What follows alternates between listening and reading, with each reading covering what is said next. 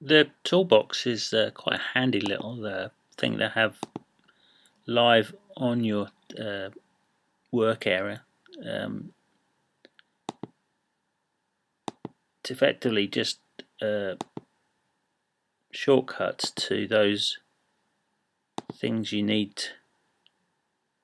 to have close at hand. And I've